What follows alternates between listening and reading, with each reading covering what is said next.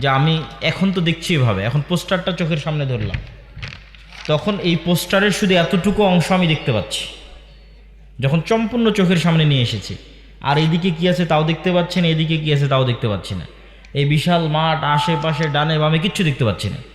মানুষের ব্রেন, মানুষের শরীর, মানুষের লাঞ্চ, মানুষের ফুসফুস, মানুষের হার্ট, মানুষের ব্লাড সার্কুলেশন কিচ্ছু মানুষের কন্ট্রোলে নাই, একটাও মানুষের কথা শোনে না। আপনি যে কোনো খাবারে হাত দেন, যে কোনো পৃথিবীর খাবার যেটাতে আমরা বেঁচে আছি, ওই খাবারের মূলে যান, মূলে গেলে দেখবেন এই তিনটে জিনিস দিয়ে ওটা তৈরি হয়েছে। আল্লাহ সুবহানাহু তাআলা আমাদের কন্ট্রোলের মধ্যে কিছুই রাখেননি, আমাদেরকে অসহায় অবস্থায় পৃথিবীতে পাঠিয়েছেন। এমনকি আমাদের নিজের শরীরটাও আমাদের কন্ট্রোলে নাই। এটা কেন বললাম যে আমাদের শরীর আমাদের কন্ট্রোলে নাই? আমাদের শরীরের মধ্যে আমি ভাত খাবার খেলাম, খেয়ে আমার শরীরকে বলবো তুমি এই খাবারটাকে সুগারে রূপান্তর না করে এটাকে প্রোটিনে রূপান্তর করো, শরীর কি তা করবে? তা করবে না, কেননা শরীর আমার কথা শুনবে না। ওকে যেভাবে সেট আপ করা আছে ও সেভাবে কাজ করবে। এবং আপনি আশ্চর্য হবেন, যে কোনো অভিজ্ঞ ডাক্তারকেও যদি জিজ্ঞেস করেন যে আমাদের ব্রেন এটা বুঝতে পারে কিনা যে আমি ভাত খাচ্ছি না বিরিয়ানি খাচ্ছি না পাউরুটি খাচ্ছি, এটা ব্রেন বুঝতে পারে না। ব্রেন বুঝতে পারে যে আমি সুগার খাচ্ছি না প্রোটিন খাচ্ছি না ভিটামিন খাচ্ছি না কি খাচ্ছি, জাস্ট এই জিনিসটা সে বুঝতে পারে। দেখা যাচ্ছে প্রত্যেক যেই জিনিস থেকে ভিটামিন বি আসতে পারে বা ভিটামিন ডি আসতে পারে সেটাকে সে ভিটামিন হিসেবে গণ্য করে, কিন্তু সে ভিটামিন ডিটা আমি সূর্যের তাপ থেকে নিলাম না মুরগির ডিম থেকে নিলাম, এই পার্থক্যটা ব্রেন করতে পারে না। ঠিক আমি রুটি খাই আর ভাত খাই আর আপনার সুগার তৈরি হতে পারে সরাসরি চিনি খাই, সবগুলো ব্রেনের কাছে সমান, সবই চিনি। এবং যখন চিনি শক্তি উৎপাদন করে এবং প্রচুর পরিমাণে কার্যক্রম পরিচালনা করলে সেই শক্তিটা শরীরের কাজে লাগে। এই শক্তিটাকে আবার বিজ্ঞানের ভাষায় বলে ক্যালোরি। একটা মানুষ যদি সারাদিন কোনো কাজ না করে এমনি বাড়িতে বসে থাকে, তাহলে ওর 1700 থেকে 1800 ক্যালোরি খরচ হবে শুধু আর এই ফুসফুস, লাঞ্চ, হার্ট এগুলো পাম্প করতে, ব্রেন চলতে, এমনকি ঘুমিয়ে থাকলেও ক্যালোরি খরচ হবে, শক্তি ক্ষয় হবে। তো যখন আমি প্রচুর পরিমাণে ভাত খাচ্ছি, প্রচুর পরিমাণে রুটি খাচ্ছি তথা বেশি ক্যালোরি অবজর্ভ করছি, বেশি চিনি অবজর্ভ করছি শরীরের মধ্যে, তখন আমার ব্রেন মনে করে যে আমি হয়তো সামনে এমন কোনো দিন আসতেছে যে আমি হয়তো অনেক দিন না খেয়ে থাকব, অথবা আমি হয়তো এত উঁচু পাহাড়ে উঠব যে আমার প্রচুর শক্তির দরকার, এই জন্য আমি এত খাবার আগেই স্টক করতেছি। কেন? প্রয়োজনের অতিরিক্ত শক্তি শরীরে ঢুকতেছে, ক্যালোরি শক্তি শরীরে ঢুকতেছে, তখন ব্রেন সেগুলোকে জমা করে। জমা করলেই তখন আমরা বুঝতে পারি যে আমাদের ভুঁড়ি হচ্ছে অথবা আমার স্বাস্থ্য বেড়ে যাচ্ছে, এটা ব্রেন জমা করে। ব্রেন তো আর জানে না যে আপনি খেতেই আছেন, এটা আসলে শেষ হবে না। ব্রেন মনে করতেছে যে আপনি হয়তো সামনে হিমালয় পাহাড়ে উঠবেন, অতএব এখানে চর্বি জমা করতে হবে, যাতে হিমালয় পাহাড়ে টানা 1 মাস কোনো খাবার না থাকলে আর কঠোর পরিশ্রম হলে তখন এটাকে খরচ করে করে সে চলবে। এইভাবে মানুষের ব্রেন কাজ করে। তথা মানুষের ব্রেন, মানুষের শরীর, মানুষের লাঞ্চ, মানুষের ফুসফুস, মানুষের হার্ট, মানুষের ব্লাড সার্কুলেশন কিচ্ছু মানুষের কন্ট্রোলে নাই, একটাও মানুষের কথা শোনে না। যেইভাবে আল্লাহ সুবহানাহু ওয়া তাআলা সেট আপ করেছে সেইভাবে। এবং বিজ্ঞানীরাও যে আজকের চিকিৎসা বিদ্যাকে এত উন্নতির পর্যায়ে নিয়ে গেছে, সেটাও তারা নিজেরা আলাদা কিছু তৈরি করেছে তা নয়। তারা মানুষের শরীর কিভাবে কাজ করে সেটা জেনে ওই অনুযায়ী কি করা যায় সেটা করে। এর বাইরে গিয়ে আলাদা কিছু চাপিয়ে দিবে এই শরীরের উপর, এই ক্ষমতা ডাক্তারেরও নয়, বিজ্ঞানীরও নাই। বিজ্ঞানীকে আগে জানতে হয়েছে আল্লাহর এই শরীরের সেট আপটা কেমন।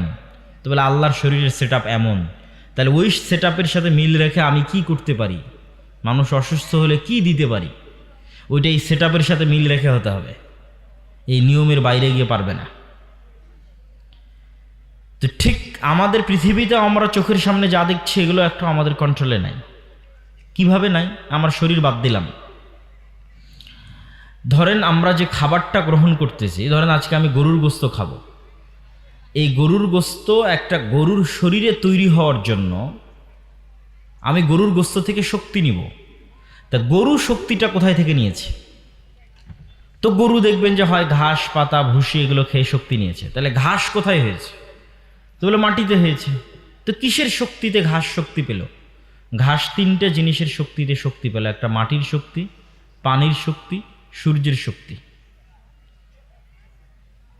আপনি এই তিনটে জিনিসকে বাদ দেন, বাদ দিয়ে বলেন যে আপনি এমন কিছু তৈরি করে দেখাবেন যেখান থেকে মানুষ বেঁচে থাকবে। যে মানুষ মাটি বাদ দিল, অক্সিজেন বাদ দিল, পানি বাদ দিল, সূর্য বাদ দিল, দিয়ে এমন কিছু তৈরি করলো যেটা দিয়ে এখন মানুষ টিকে থাকবে। কিছু বানাক মানুষ। আপনি যে কোনো খাবারে হাত দেন, যে কোনো পৃথিবীর খাবার যেটা দিয়ে আমরা বেঁচে আছি, ওই খাবারের মূলে যান, মূলে গেলে দেখবেন এই তিনটে জিনিস দিয়ে ওটা তৈরি হয়েছে। বিস্কুট ধরেন আমরা খাচ্ছি, কই থেকে আসছে? অবশ্যই গম বা চাউলের আটা থেকে। তো গম চাউলের আটা কোথায় থেকে আসছে? কোনো একটা জমি থেকে, যেখানে আল্লাহর পানি দেওয়া হয়েছে, আল্লাহর মাটি ব্যবহার করা হয়েছে, আল্লাহর সূর্য ব্যবহার করা হয়েছে। তো সূর্য কি মানুষের কন্ট্রোলে? কথা বলেন, সূর্য কি মানুষের কন্ট্রোলে? মাটি কি মানুষের কন্ট্রোলে? পানির উৎস কি মানুষের কন্ট্রোলে? এই জন্য কিন্তু সূরা মুলকের একটা আয়াত আছে যে আমি যদি মাটির নিচের পানিকে সম্পূর্ণরূপে নাই করে দিই, তোমরা পানি কোথায় থেকে নিয়ে আসো বলো? কোথায় তোমাদের পানির উৎস? সমুদ্রের পানি তো লবণাক্ত, আসমান থেকে বৃষ্টি এবং মাটির নিচের পানি, এটাই তো মানুষের সুপেয় পানির উৎস। সম্মানিত উপস্থিতি, তাহলে আমরা আমাদের প্রত্যেকটা ধাপে যেভাবে আমাদের জীবন পরিচালনা করছি তার একটাও আমাদের নিয়ন্ত্রণের বাইরে, একটাও আমাদের নিয়ন্ত্রণের মধ্যে নয়। এটা কি আল্লাহ সুবহানাহু ওয়া তাআলা বলেছেন, কুল হুয়াল্লাহু আহাদ আল্লাহুস সামাদ। আল্লাহ এমন এক সত্তা যে তিনি তো কারো মুখাপেক্ষী নন, কিন্তু বাকি সব কিছু আল্লাহর মুখাপেক্ষী। সব কিছু, মানুষ 24 ঘন্টার জন্য আল্লাহর মুখাপেক্ষী, প্রত্যেক সেকেন্ডের জন্য মানুষ আল্লাহ সুবহানাহু ওয়া তাআলার মুখাপেক্ষী। এবং এই মুখাপেক্ষিতাকেই আল্লাহ সুবহানাহু ওয়া তাআলা আর এক আয়াতে এভাবে ফুটিয়ে তুলেছেন যে মানুষকে আল্লাহ সুবহানাহু ওয়া তাআলার কাছে ফিরতে হবেই, আল্লাহ সুবহানাহু ওয়া তাআলার কাছে আত্মসমর্পণ করতে হবেই, চাইতেও না চাইতেও। এখন মানুষের স্বাধীনতা, মানুষ কি স্বেচ্ছায় আল্লাহর আনুগত্য স্বীকার করবে, না ওকে বাধ্য করবে আল্লাহর আনুগত্য স্বীকার করতে? আল্লাহর বাধ্য করা মানে, ধরেন আপনি আল্লাহকে অনুসরণ করলেন না, তো আল্লাহর রাজত্বের বাইরে কি যেতে পারবেন? এই চ্যালেঞ্জও আল্লাহ কোরআনে দিয়েছে যে মানুষ এমন কোনো জায়গায় যাক যেখানে গিয়ে বলবে যে এটা আল্লাহর রাজত্বের বাইরে, এটা আল্লাহর ক্ষমতার বাইরে। আর মানুষ বলুক যে আমি চিরন্তন, মারা যাব না। তো মানুষ তো বাধ্যগত মরবেই, বাধ্যগত আল্লাহর পৃথিবীর কন্ট্রোলিং সিস্টেমের মধ্যেই আছে, তাহলে ওর তো বের হওয়ার কোনো সুযোগ নাই। তাহলে সে এমন একটা সিচুয়েশনে বসবাস করতেছে যেই সিচুয়েশনে সে 100% আল্লাহর গোলাম, কিন্তু জাস্ট মনের শয়তানির কারণে আল্লাহর গোলামি করতেছে না, শুধু ইবলিসের ওয়াসওয়াসার কারণে আল্লাহর গোলামি করতেছে না। এবং আমরা আকাশের দিকে তাকালে যে বিশাল মহাশূন্য দেখি, আকাশের দিকে তাকালে আমরা যে বিশাল মহাশূন্য দেখি, এই মহাশূন্যের বিশালতার পরিমাপ করতে গিয়ে বিজ্ঞানীরা এভাবে বলেছে যে আমার চোখের সামনে যদি এই পোস্টারটা ধরা হয়, যে আমি এখন তো দেখছি এভাবে, এখন পোস্টারটা চোখের সামনে ধরলাম, তখন এই পোস্টারের শুধু এতটুকু অংশ আমি দেখতে পাচ্ছি যখন সম্পূর্ণ চোখের সামনে নিয়ে এসেছি। আর এদিকে কি আছে তাও দেখতে পাচ্ছি না, এদিকে কি আছে তাও দেখতে পাচ্ছি না, এই বিশাল মাঠ আশেপাশে ডানে বামে কিচ্ছু দেখতে পাচ্ছি না। ঠিক একটা বিশাল দেওয়ালের সামনে গিয়ে যদি আমরা দাঁড়াই এবং একদম দেওয়ালের সামনে গিয়ে চোখ ঠেকিয়ে দিই, তাহলে শুধু দেওয়ালের অতটুকু অংশই দেখতে পাবো, আর আশেপাশে দেওয়াল যে কত বড় সেটা দেখার আমার সাধ্য নাই। তো বিজ্ঞানীরা বলতেছে আমরা যখন মহাকাশের দিকে তাকাই তখন থেকে বিশাল দেওয়ালের সামনে দাঁড়ালে যতটুকু অংশ দেখতে পাই, মহাকাশের অতটুকু অংশ আমরা দেখতে পাই কিনা সেটাও তারা নিশ্চিত না। কেননা তারা এই মহাকাশের কোনো পরিমাপ তারা দাঁড় করাতে পারেনি। তারা যখন পৃথিবী থেকে ঊর্ধ্বে উঠতে শুরু করেছে, উপরে উঠতে শুরু করেছে, তো উপরে উঠতে উঠতে উঠতে উঠতে পৃথিবীর মতো আরও যত এরকম গ্রহ আছে দেখেছে, সেগুলো নিয়ে একটা গ্যালাক্সি, সৌরজগৎ সূর্যকে কেন্দ্র করে ঘুরতেছে। এরকম আরও অসংখ্য সৌরজগৎকে কেন্দ্র করে একটা গ্যালাক্সি তৈরি হয়েছে। ওই গ্যালাক্সির উপরে যখন যাচ্ছে তখন দেখছে আরও ওইরকম বিশাল লক্ষ লক্ষ কোটি কোটি গ্যালাক্সি, কোথায় শেষ কেউ জানে না। তথা ওই লক্ষ লক্ষ কোটি কোটি গ্যালাক্সির মধ্যে আবার এরকম লক্ষ লক্ষ কোটি কোটি পৃথিবী আছে, পৃথিবীর চেয়ে বড় বড় গ্রহ আছে। আর কোরআন এবং হাদিস বলছে এগুলো নিচের আসমানের নিচের অবস্থা।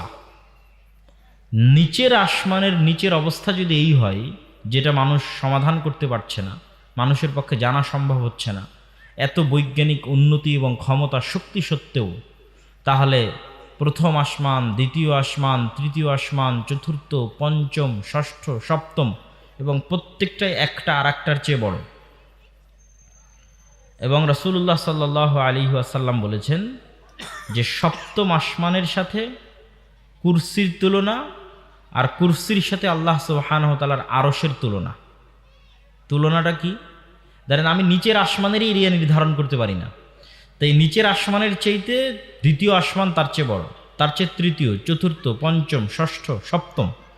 তো সপ্তম আসমানের তুলনা দিচ্ছে কুরসির সাথে, কুরসির তুলনা দিচ্ছে আরশের সাথে। তখন রাসূল সাল্লাল্লাহু আলাইহি ওয়াসাল্লাম বলছেন বিশাল মরুভূমিতে পড়ে থাকা এক টুকরো আংটির মতো। বলেন আল্লাহু আকবার। তো আমি তো নিচের আসমানেরই পরিমাপ করতে পারি না, তাহলে আল্লাহ সুবহানাহু ওয়া তাআলার বিশালতা, মহানতা, তার শক্তি, তার সামর্থ্য, তার পাওয়ার, তার কন্ট্রোলিং ক্ষমতা, কোনো কিছুর বাইরে আমাদের যাওয়ার সক্ষমতা নাই। এই জন্য তাওআন আও কারহা, মানুষ কি স্বেচ্ছায় আল্লাহকে মেনে নিবে, না আসলে আল্লাহর অবাধ্য অবস্থায়, অপমানিত অবস্থায় কিয়ামতের মাঠে উঠবে, সেটা মানুষের নিজস্ব সিদ্ধান্তের ব্যাপার। তো আজকে একটা নির্দিষ্ট পরিবেশের কারণে আমি মানুষের অসহায়ত্বের এই বিষয়টা তুলে ধরলাম আপনাদের কাছে। এবং এই অসহায়ত্বের বর্ণনা আল্লাহ সুবহানাহু ওয়া তাআলা কোরআন মাজিদে দিয়েছেন, ইন্নাল ইনসানা খুলিকা হালুআ, নিশ্চয় আমি মানুষকে দুর্বল করে সৃষ্টি করেছি। ওয়া ইযা মাসসাহু শাররু জাযুআ, মানুষকে যখন বিপদ স্পর্শ করে মানুষ হতবিহ্বল হয়ে যায়। ওয়া ইযা মাসসাহুল খায়রু মানুআ, মানুষকে যখন কল্যাণ স্পর্শ করে মানুষ অহংকারী, কৃপণ হয়ে যায়। তাহলে এট এ টাইম একই সাথে মানুষের চরিত্রের উত্থান পতন আল্লাহ দেখাচ্ছে। এখনই বিপদে পড়েছে, অসুস্থ হয়েছে, অ্যাক্সিডেন্ট করেছে, তো তার চেয়ে তো অসহায় ব্যক্তি আর পৃথিবীতে কেউ নাই, তার চেয়ে হতবিহ্বল, ভীত, সন্ত্রস্ত ব্যক্তি পৃথিবীতে আর কেউ নাই। আর এখনই অসুস্থ হয়নি, অ্যাক্সিডেন্ট করেনি, কোটি কোটি টাকার মালিক, বিশাল ক্ষমতার মালিক, তখন তার অহংকার আর তার কৃপণতার শেষ নাই। এই মানুষের এই মজাদার স্বভাবের কথা আল্লাহ সুবহানাহু ওয়া তাআলা তুলে ধরেছেন।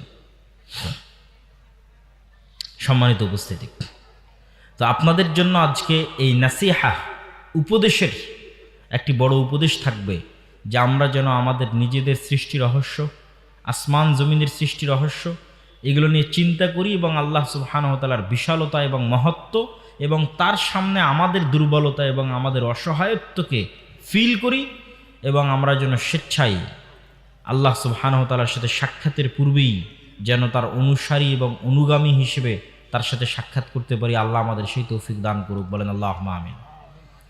এখনও আপনারা যারা মাঠে দাঁড়িয়ে আছেন অথবা আশেপাশে দাঁড়িয়ে আছেন বা আসছেন, তাদেরকে আমি প্যান্ডেলে বসার জন্য অনুরোধ করব। এবং আপনারা যারা এই অনুষ্ঠানে উপস্থিত হতে চেয়েছেন তাদেরকে মাথায় রাখতে হবে যে আমাদের অনুষ্ঠান শুরু হয়ে গেছে।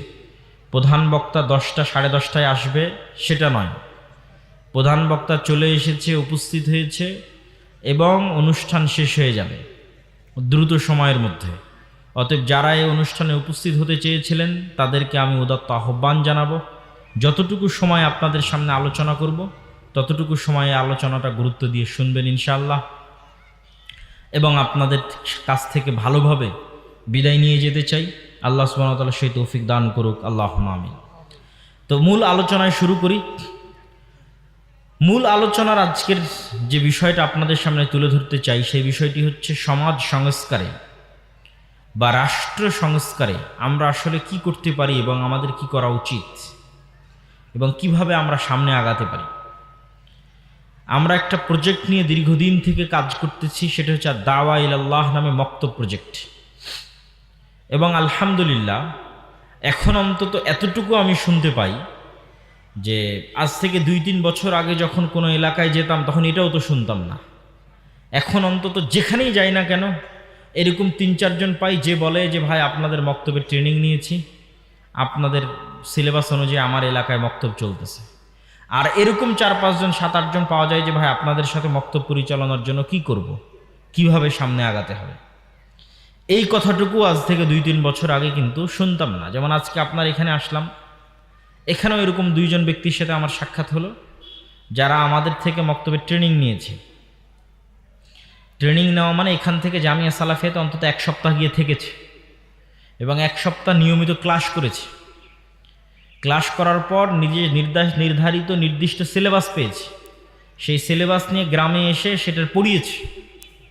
এবং এই রমাজান মাসে আমাদের ট্রেনিং প্রাপ্ত 500 মক্তব, যে সমস্ত মক্তবের শিক্ষকেরা 1 সপ্তাহ জামিয়া সালাফিয়াতে এসে ট্রেনিং নিয়েছে, এইরকম মক্তবের সংখ্যা, ট্রেনিং প্রাপ্ত শিক্ষকের সংখ্যা 500। এই 500 মক্তবের শিক্ষককে আমরা পুরো রমজান মাসব্যাপী আরও জোরদারভাবে কাজ করার জন্য অনুরোধ এবং আহ্বান জানিয়েছিলাম। এবং তাদের জন্য রমজান শেষে ঈদের পূর্বে একটা ন্যূনতম হাদিয়ার ব্যবস্থা আমরা করেছিলাম। তো কালকে গেছিলাম হচ্ছে আপনার ইয়েতে নাচল, তারপরে আজকে আসলাম হচ্ছে আপনাদের এখানে, তো আলহামদুলিল্লাহ দুর্গাপুরে।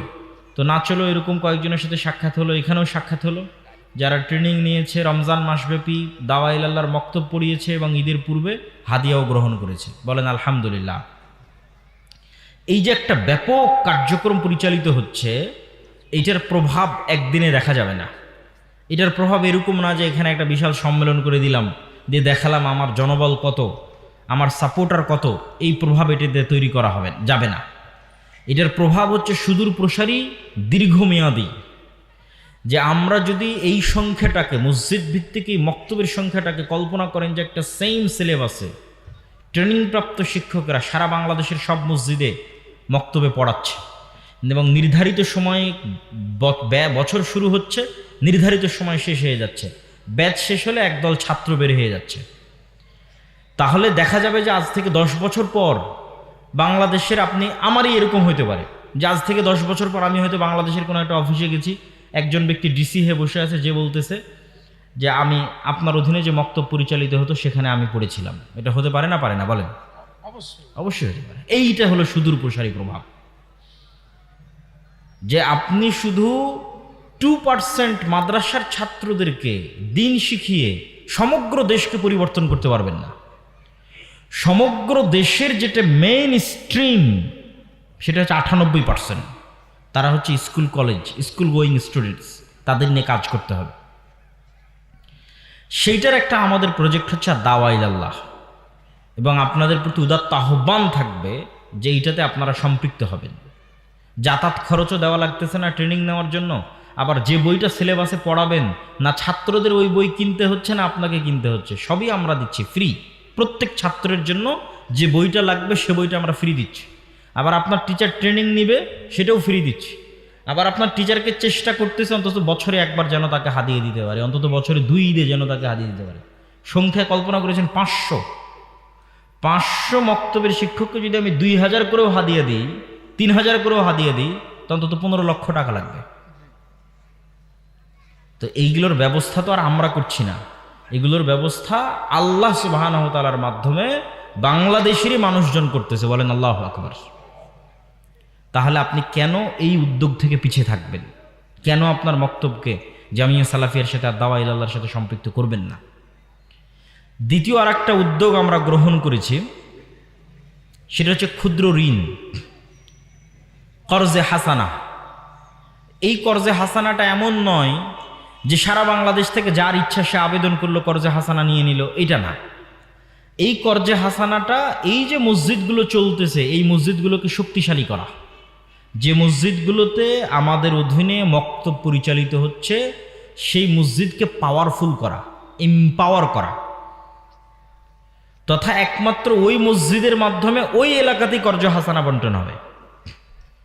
তথা ওই এলাকার মানুষ এইটা জানবে, যে এলাকায় মক্তবটা চলতেছে, যে এইখানে যেমন এই মসজিদে যেমন একটা দিন শিক্ষার ব্যবস্থা আছে, আবার এই মসজিদ থেকে কর্জে হাসানা হিসেবে অর্থনৈতিক সহযোগিতা পাওয়া যায়। বলেন আল্লাহু আকবার। তাহলে যেই সামাজিক পাওয়ারটা পাশ্চাত্য এনজিওরা তৈরি করেছে, সেই সামাজিক ক্ষমতাটা মসজিদের কাছে চলে আসবে, মসজিদের ইমামের কাছে চলে আসবে। মসজিদের ইমামও নিজে ফিল করবে যে আমি তো তাহলে পাওয়ারফুল, আমি আমার গ্রামের একটা মানুষকে কর্জে হাসানা দিতে পারতেছি। এইটা সমাজে ইম্প্যাক্ট ফেলবে। যে আমাদের প্ল্যান হচ্ছে, আমাদের টার্গেট হচ্ছে যে একটা মসজিদের ইমাম বা একটা মসজিদের সাথে সম্পৃক্ত দায়িত্বশীল ওই এলাকার মেম্বারের চেয়ে সামাজিকভাবে পাওয়ারফুল হবে। বলেন ইনশাআল্লাহ। এটা সম্ভব না অসম্ভব? সম্ভব। এবং এটা কেন হওয়া উচিত সেটার পিছনের লজিকটাও বলি, যে এটা কেন হওয়া উচিত। এটা এই জন্য হওয়া উচিত যে আপনি যখন সমাজকে পরিবর্তন করতে চাইবেন, তখন আপনাকে গোড়া থেকে কাজ শুরু করতে হবে, একদম তৃণমূল থেকে কাজ শুরু করতে হবে। এখন তৃণমূলে গিয়ে আপনি দেখতেছেন, আমি একটা বিশাল লেকচার দিয়ে চলে গেলাম সুদ হারাম, আপনারা বক্তব্য শুনলেনও সুদ হারাম। পরের দিন ঠিকই আপনার প্রয়োজন হচ্ছে, আপনার সমস্যা হচ্ছে, আপনি যেখানে সুদের ভিত্তিতে লোন পাওয়া যাচ্ছে সেখান থেকে নিচ্ছেন। তাহলে আমি তো আপনাকে ওই সার্ভিসটা দিতে পারছি না। যে আপনাকে যে আমি সুদ মুক্ত একটা সহযোগিতা করে আপনারও যে একটা দাঁড়ানোর ব্যবস্থা করে দেবো, সেটা তো আমি করছি না। তাহলে আপনি কেন সুদ মুক্ত থাকবেন? অথচ সুদ মানুষকে গোলাম করে, সুদ মানুষকে গোলাম বানায়। সুদের ভিত্তিতে লোন মানুষকে মিথ্যা বলা শিখায়। আর কর্জে হাসানা এমন একটা বিধান যার কথা আল্লাহ সুবহানাহু ওয়া তাআলা বলছে, ওমাই ইয়াকরিদুল্লাহ করদান হাসানা। তোমাদের মধ্যে এমন কে আছে যে আল্লাহকে কর্জে হাসানা দিবে? আমি কর্জে হাসানা দিলাম আপনাকে, কিন্তু আল্লাহ বলছে আমি এই কর্জে হাসানা কাকে দিলাম? আমার সাথে একটু কথা বলেন। আপনি আমার কাছে আসলেন, আমি আপনাকে 50,000 কর্জে হাসানা দিলাম, এটা তো আমি আপনাকে দিলাম। তো আল্লাহ বলতেছে, আব্দুল্লাহ তুমি এই কর্জে হাসানা ওই ব্যক্তিকে দেওনি, কর্জে হাসানাটা কাকে দিয়েছো? আল্লাহকে দিয়েছো। আল্লাহু আকবার। এই জন্য ইসলামের সিকিউরিটি সিস্টেম হচ্ছে, ইন্স্যুরেন্স সিস্টেম হচ্ছে সোশ্যাল ইন্স্যুরেন্স। ইসলামের লাইফের ইন্স্যুরেন্সও সোশ্যাল, ফ্যামিলি ইন্স্যুরেন্সও সোশ্যাল, সব কিছুই সোশ্যাল। ইসলামের আলাদা কোনো ইন্স্যুরেন্স নাই যে ব্যাংকে গিয়ে ইন্স্যুরেন্স জমা দিতে হবে। এটা সোশ্যাল ইন্স্যুরেন্স। আপনি মারা গেলে আপনার সোসাইটির দায়িত্ব, এরকম একটা সমাজ গড়ে উঠুক, এটা ইসলাম চাই। মসজিদ ভিত্তিক একটা সমাজ গড়ে উঠুক, যে সমাজ দায়িত্ব নেবে। যে ব্যক্তিটা মারা গেলে তার ছেলে মেয়ে কীভাবে জীবন চালাবে, এই ব্যক্তিটা মারা গেলে তার স্ত্রী কিভাবে জীবন চালাবে, কিভাবে তাকে সহযোগিতা করা হবে, এটার দায়িত্ব নেবে সোসাইটি। এটা সোশ্যাল ইন্স্যুরেন্স। যখন এটার বাইরে আমরা বের হয়ে গেছি, তখন সব কিছু সম্পৃক্ত হয়ে গেছে সুদের সাথে। এবং আজকের ইউরোপ এবং আমেরিকায় সুদের যে ইকোসিস্টেম তৈরি হয়েছে, ইকোসিস্টেম থেকে আপনি বের হতে পারবেন না। আপনাকে বলা হচ্ছে আপনি ক্রেডিট কার্ড ব্যবহার করেন। ক্রেডিট কার্ড ব্যবহারের সিস্টেমটা কি? ধরেন 1 টাকাও নাই ক্রেডিট কার্ডে, মানে আপনি 1 টাকাও রাখেননি ক্রেডিট কার্ডে, তারপরও ব্যাংক আপনাকে বলতেছে আপনি 10,000 টাকা খরচ করতে পারবেন এই কার্ড ব্যবহার করে। আপনি 1 মাস পর ধীরে ধীরে পরিশোধ করিয়েন, বা আপনার বেতন থেকে আমরা কেটে নেব, কিন্তু সুদের সাথে কেটে নেবে। তাহলে একবার 10,000 টাকা খরচ করলেন, খরচ করার পর আপনার বেতন থেকে কেটে পরিশোধ হয়ে গেল। পরের বার ব্যাংক আপনাকে বলবে, আপনার যদি কোনো ব্যালেন্স নাও থাকে আপনার ব্যালেন্স বাড়িয়ে দিবে, বলবে এখন আপনি 50,000 টাকা খরচ করতে পারেন ক্রেডিট কার্ড। 50,000 টাকা আপনি একবার পরিশোধ করে দিলেন, এবার ব্যাংক বলবে এবার আপনি 1 লাখ টাকার ক্রেডিট কার্ড খরচ করতে পারেন। তাহলে 5 বছর থেকে আপনি ক্রেডিট কার্ড ব্যবহার করতেছেন, মানে সুদের ভিত্তিতে লোন নিচ্ছেন, আবার সুদের ভিত্তিতে পরিশোধ করতেছেন। এখন আমেরিকা এবং ইউরোপে যখন আপনি একটা বাসা ভাড়া নিতে যাবেন, ভাই আমাকে একটা বাসা ভাড়া দাও, বলবে দেখি তোমার ক্রেডিট কার্ড। তো ক্রেডিট কার্ডে 5 বছরের লেনদেন ঠিক আছে, উইদাউট সিকিউরিটি আপনাকে বাসা দিয়ে দিবে, মানে সিকিউরিটি মানি ছাড়া বাসা দিয়ে দিবে। আর বলবেন না আমি তো সুদের লেনদেন করি না, আমি তো ক্রেডিট কার্ড রাখি না, বলে সিকিউরিটি মানি দাও। 1 দিন 1 সেকেন্ড 1 ধাপ সুদ ছাড়া ফেলতে পারবেন না। এইরকম একটা পৃথিবীতে ইকোসিস্টেম তৈরি করা হয়েছে, যেটা আমাদের দেশেও আসতেছে। এই ইকোসিস্টেমের বিরুদ্ধে আপনাকে লড়াই করতে হবে, কিন্তু আমরা লড়াইটা বানিয়ে নিয়েছি কম্প্রোমাইজিং সিস্টেম।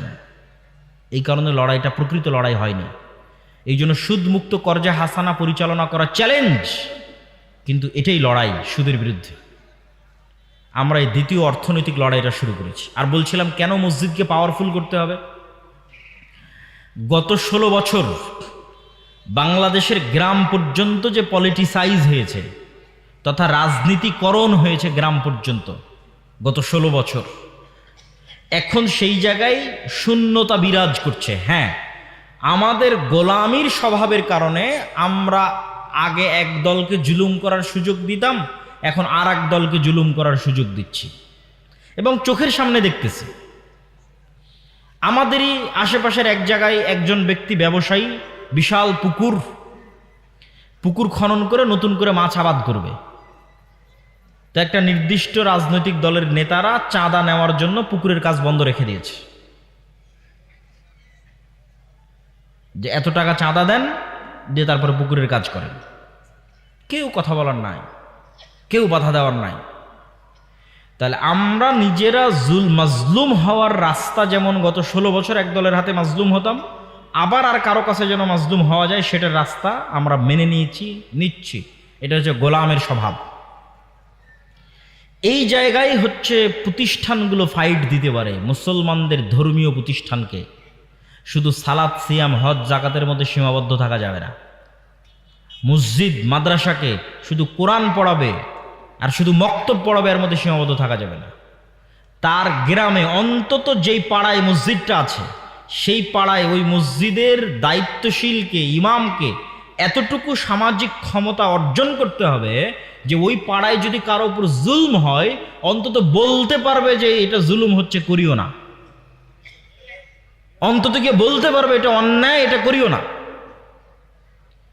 এই কাজ যতক্ষণ করবেন না ততক্ষণ আল্লাহ আপনাদেরকে শাসন ক্ষমতা দিবে না। ন্যায় প্রতিষ্ঠার আন্দোলনের মাধ্যমে লিডার তৈরি হয়। আর আমাদের আলেম ওলামা এবং আমরা যেভাবে মসজিদ মাদ্রাসা চালাই, এটা সম্পূর্ণ গোলামির সিস্টেম। এখানে গোলাম তৈরি হয়, যে দেশে কি হচ্ছে, গ্রামে কি হচ্ছে, সমাজে কি হচ্ছে আমি কিচ্ছু জানি না, খালি নামাজটা বা কোনো মতে পড়লেই হলো। কিন্তু আপনার চোখের সামনে আরেকজনের উপর জুলম হচ্ছে, আপনি বাধা দিবেন না, ন্যায় প্রতিষ্ঠার জন্য চেষ্টা করবেন না, আপনি নেতা হবেন কিভাবে? এবং এই ন্যায় প্রতিষ্ঠার সংগ্রাম সমাজে শুরু করার আগে, গ্রামে শুরু করার আগে আপনাকে নিজেকেও যাচাই করতে হবে যে আমি আমার পরিবার, আমার ফ্যামিলির মধ্যে ন্যায় প্রতিষ্ঠা করতে পারছি কিনা, করেছি কিনা। কেননা রাষ্ট্রে ইসলাম যাওয়া মানে রাসূল সাল্লাল্লাহু আলাইহি ওয়াসাল্লাম বলছেন, লা তাকুমুস সাআহ হাত্তা ইয়ানজিলা ঈসা ইবনে মারইয়াম, ততদিন পর্যন্ত কিয়ামত হবে না যতদিন না মারিয়ামের ছেলে ঈসা দুনিয়াতে নেমে না আসে।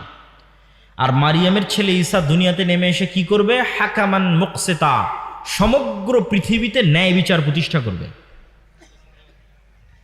আমি স্বেচ্ছাসেবকদের আহ্বান করব, এখনো যারা দাঁড়িয়ে আছেন আশেপাশে, পরিবেশটা একটু সুন্দর করি। আমরা পিছনে দাঁড়িয়ে আছেন, সামনে এসে বসেন। 5-10 মিনিট আমরা যে কথাই শুনি না কেন আদবের সাথে শুনি। এই যে সাইডে আপনাদের দেখতে পাচ্ছি, বসেন আপনারা ভিতরে এসে। এখানে অধৈর্য হওয়ার কিছু তো নাই। আমি সকলকে উদাত্ত আহ্বান জানাবো যে আমরা সমগ্র পৃথিবীতে ন্যায় বিচার প্রতিষ্ঠা করবে। তাহলে রাষ্ট্রে ইসলাম মানে রাষ্ট্রে কি প্রতিষ্ঠা হওয়া? বলেন তো, কথা বলেন। রাষ্ট্রে কি প্রতিষ্ঠা হওয়া? ন্যায় বিচার প্রতিষ্ঠা হওয়া। রাষ্ট্রে ইসলাম প্রতিষ্ঠা হওয়া মানে রাষ্ট্রের ন্যায় বিচার প্রতিষ্ঠা হওয়া। এখন একটা মুসলমান, এটা আল্লাহর নবী ব্র্যান্ডিং করলেন, আমি ব্র্যান্ডিং করিনি। আল্লাহর নবী বলতে পারতেন যে ঈসা আলাইহিস সালাম সারা পৃথিবীর শাসক হবে এবং তিনি সমগ্র পৃথিবীতে পর্দা বাস্তবায়ন করবে, এটা বলেননি। অবশ্যই পর্দা ইসলামী শরীয়তের একটা বড় অনুষঙ্গ, কিন্তু রাষ্ট্রে ইসলামের এটা ব্র্যান্ডিং নয়।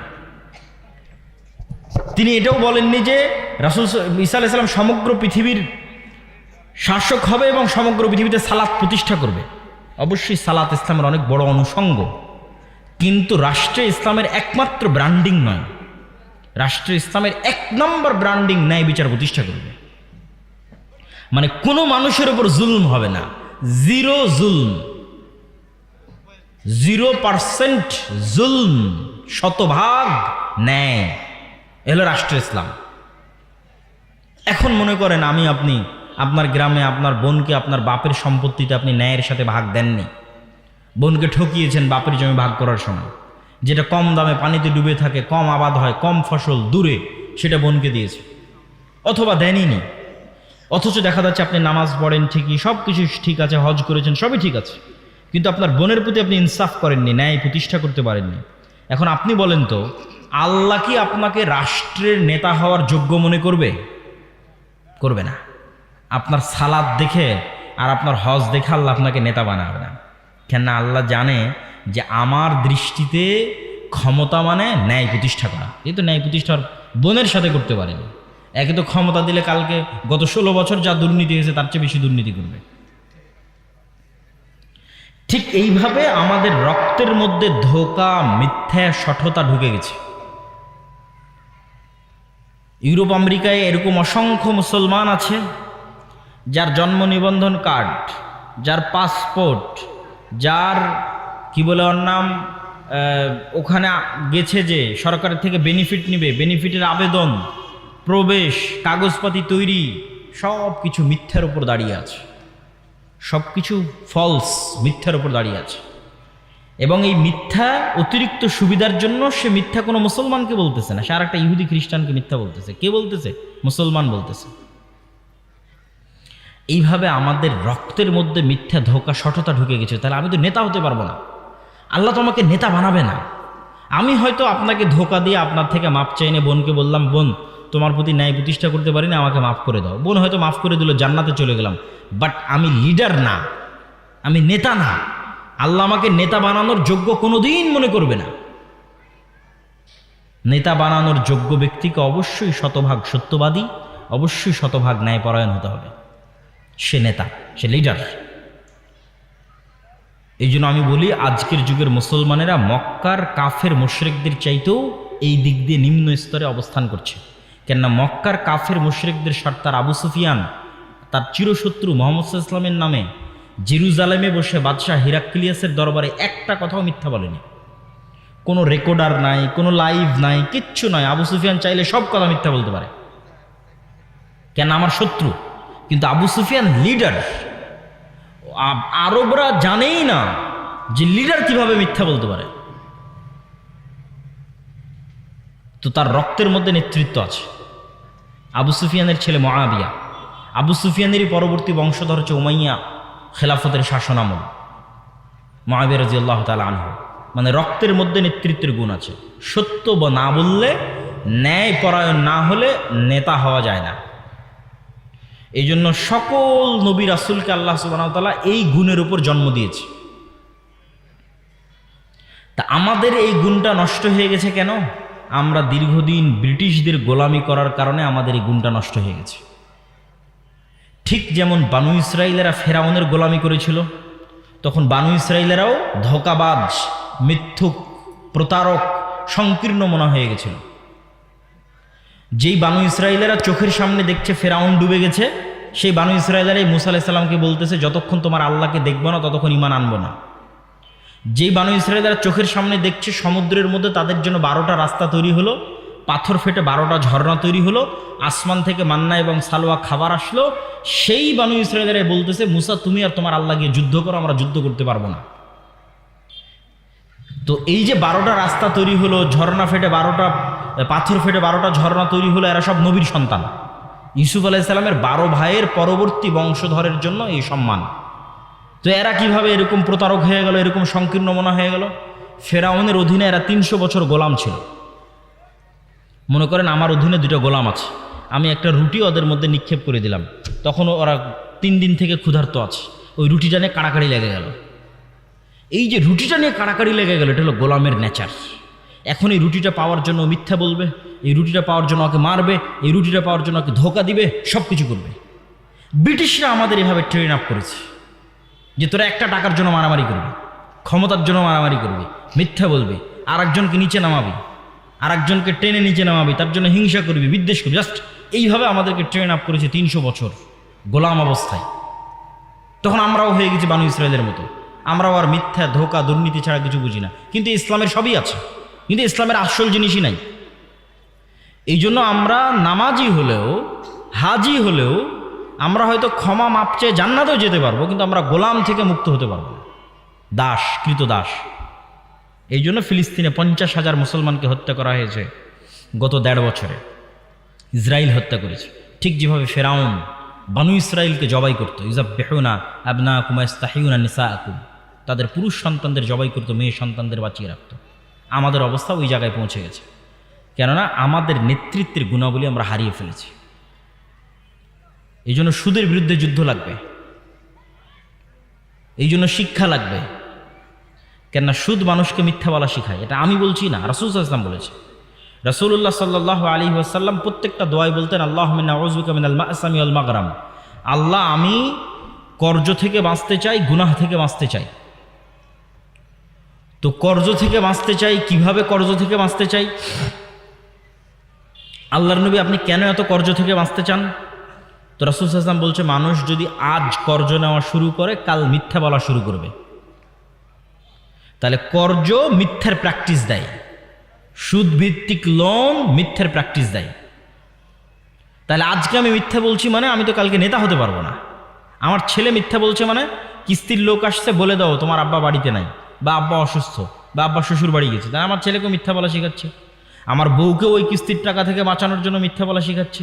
তাহলে মিথ্যার কালচার শুরু হয়ে গেছে, মানে আমি অন্তত লিডার হতে পারবো না, অন্তত নেতা হতে পারবো না। এই নেচারগুলো হচ্ছে গোলামের নেচার।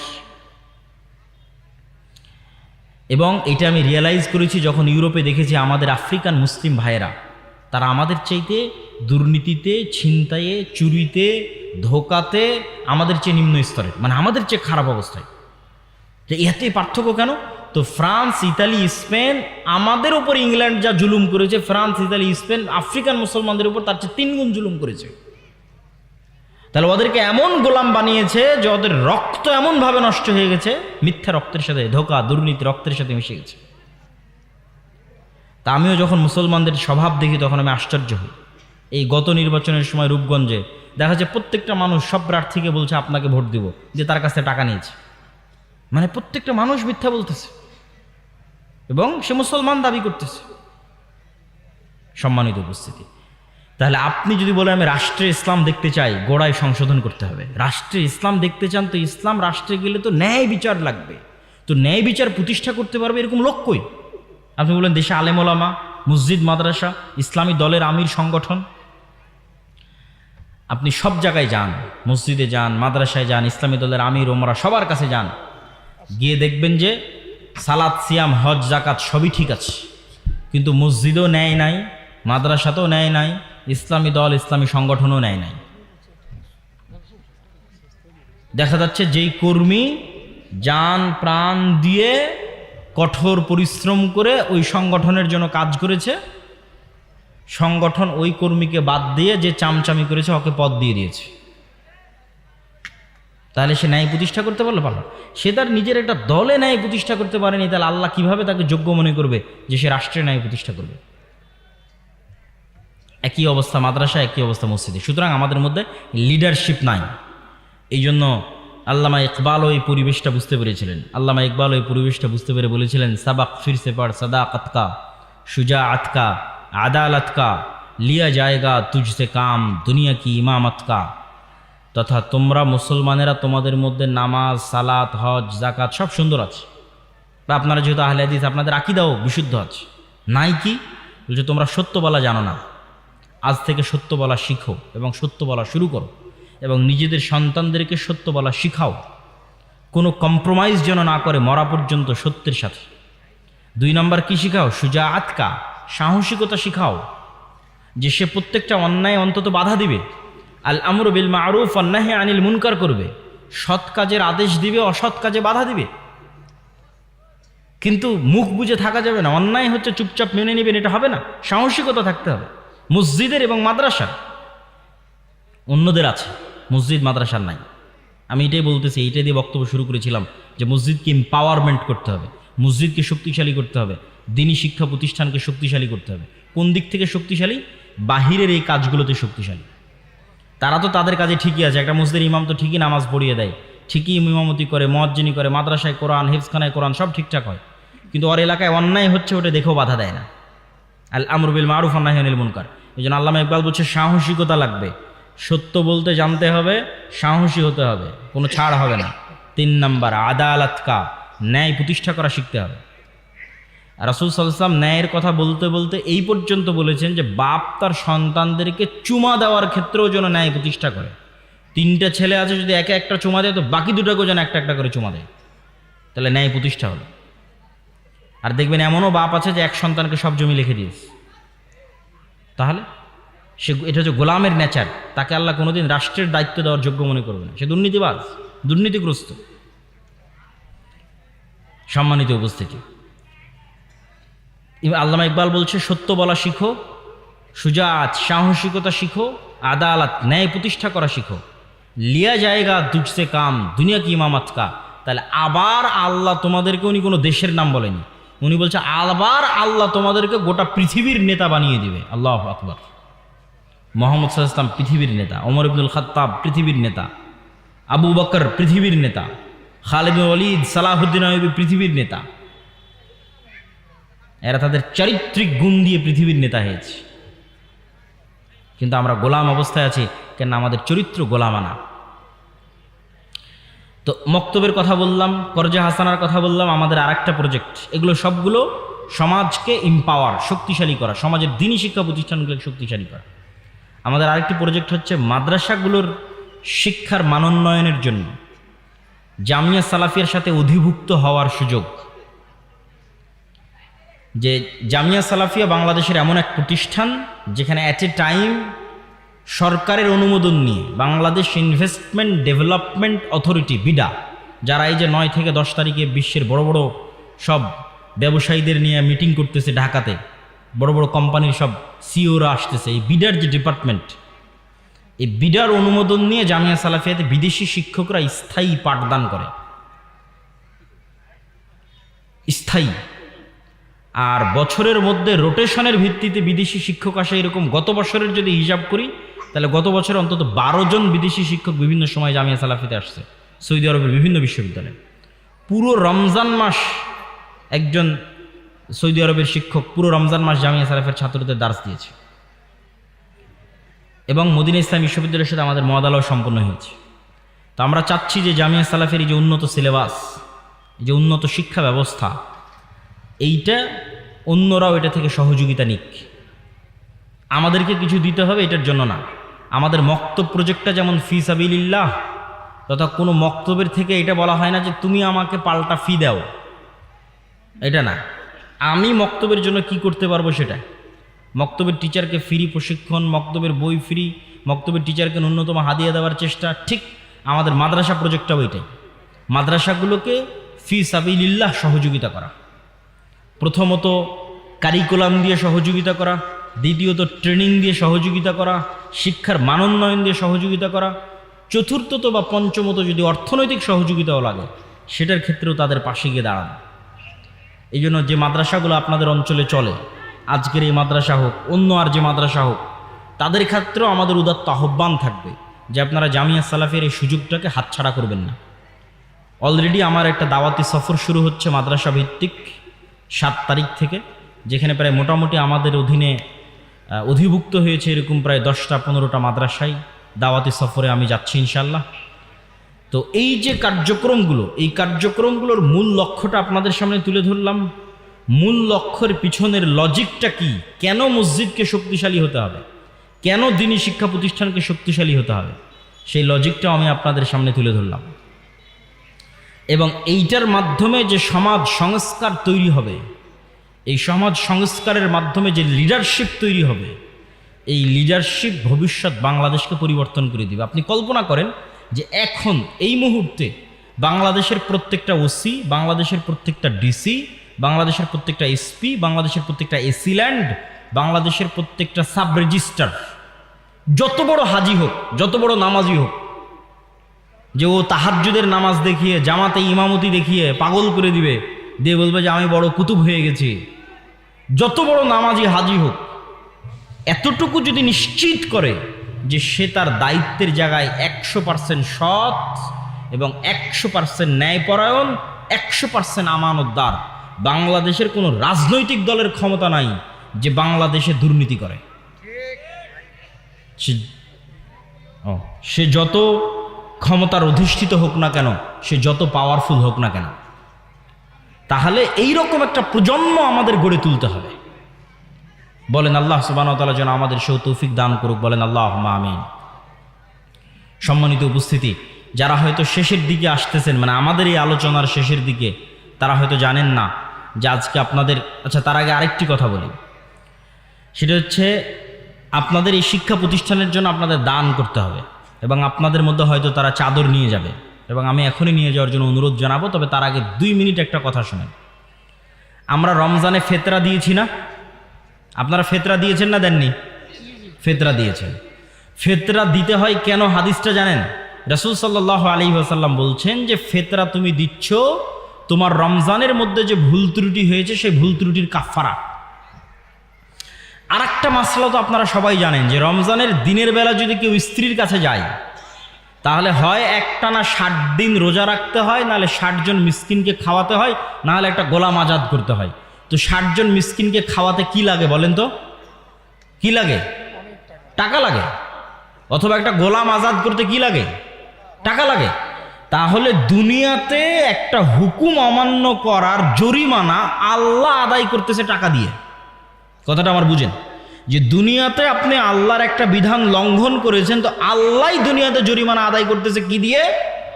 একটু বলেন তো কি দিয়ে আদায় করতেছে? টাকা দিয়ে আদায় করতেছে। এই টাকা দিয়ে জরিমানা আদায়ের সুযোগ কিয়ামতের মাঠেও থাকবে।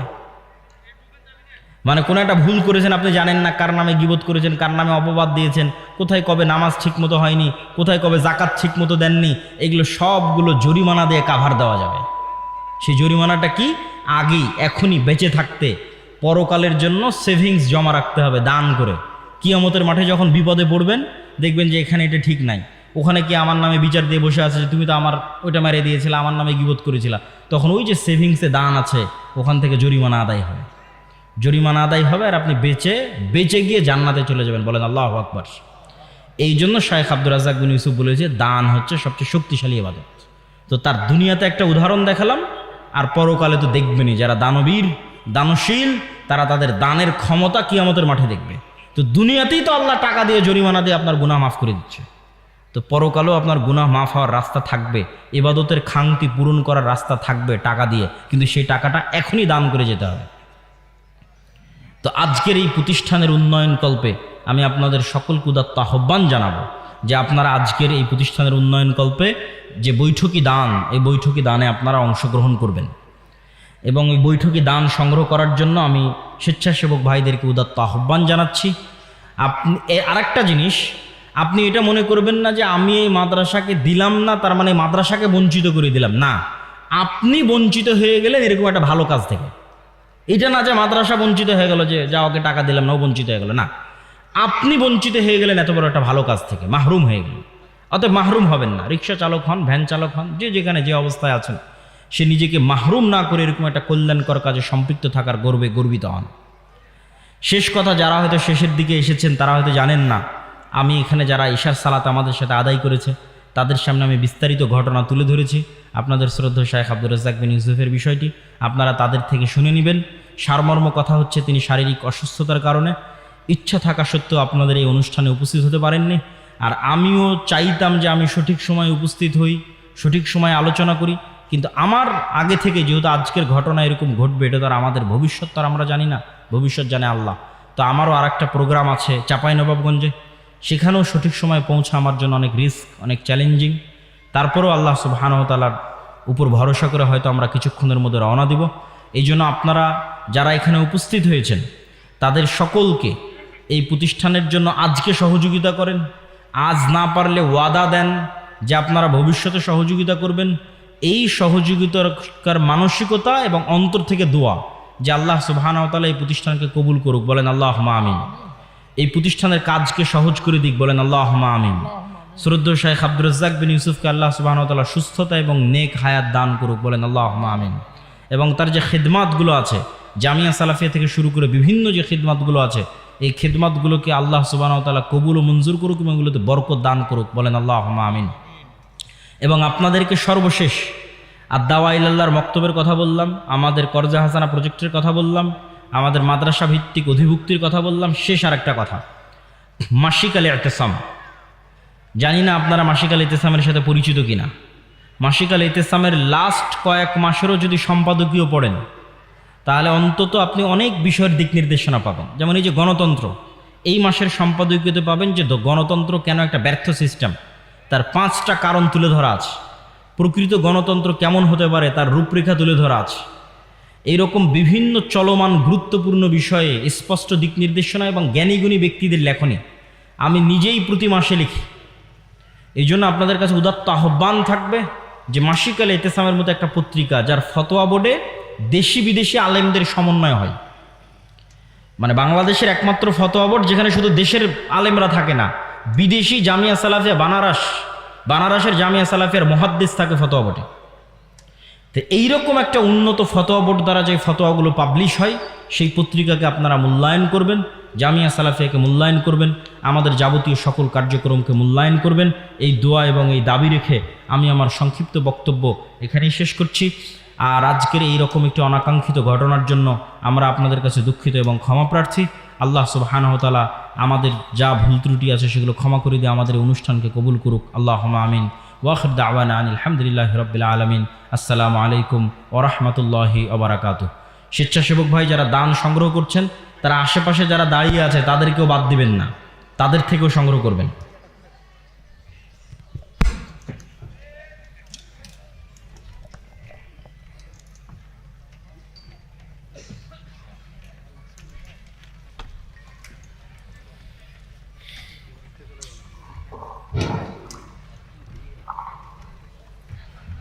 সম্মানিত সুধী মণ্ডলী, সম্মানিত উপস্থিতি, এতক্ষণ আমাদের সামনে কোরআন এবং সহিহ সুন্নাহ ভিত্তিক গুরুত্বপূর্ণ আলোচনা পেশ করলেন ইসলামের প্রকৃত রূপ বিশ্লেষক, শিখ বিদাত ও অপসংস্কৃতির সয়লাবে ভেসে যাওয়া সমাজ সংস্কারক এবং প্রখ্যাত ইসলামিক স্কলার আত-তাওয়া ইলাল্লাহ ডাঙ্গিপাড়া পাওয়ার আসেন সম্মানিত পরিচালক, আমাদের প্রিয় ওস্তাদ সদরুল ওস্তাদ শেখ আব্দুল রাজ্জাক বিন ইউসুফ হাফিজুল্লাহ সুযোগ্য সন্তান শেখ আব্দুল্লাহ বিন আব্দুল রাজ্জাক হাফিজুল্লাহ অত্যন্ত গুরুত্বপূর্ণ আলোচনা পেশ করার জন্য ইন্তেজামিয়া কমিটির পক্ষ থেকে আমরা আন্তরিক ধন্যবাদ এবং মোবারকবাদ জানাচ্ছি।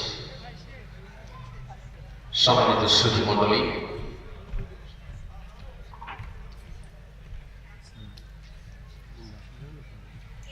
এই পর্যায়ে আমি আজকের ইসলামী জালসা যিনি সভাপতির আসন অলঙ্কৃত করেছেন, উনি যদি একটু পরে এসেছেন, আমরা আন্তরিক ধন্যবাদ জানাচ্ছি আজকের ইসলামী জালসার সভাপতির আসন গ্রহণ করার জন্য। সভাপতির দায়িত্ব পালন করছেন আলিপুর ইসলামী আলিম মাদ্রাসার সম্মানিত সুযোগ্য অধ্যক্ষ জনাব মাওলানা মোহাম্মদ আবু তালেব। জনাব মাওলানা মোহাম্মদ আবু তালেব। সম্মানিত সুধী মণ্ডলী, ইতিমধ্যে আমাদের মাঝে বিশেষ অতিথি হিসাবে উপস্থিত হয়েছেন দুর্গাপুর উপজেলা বিএনপির সম্মানিত সাবেক সভাপতি জনাব মোহাম্মদ আশরাফুল কবির গুরু ভাই। জনাব মোহাম্মদ আশরাফুল কবির গুরু ভাই, সালাম দেন।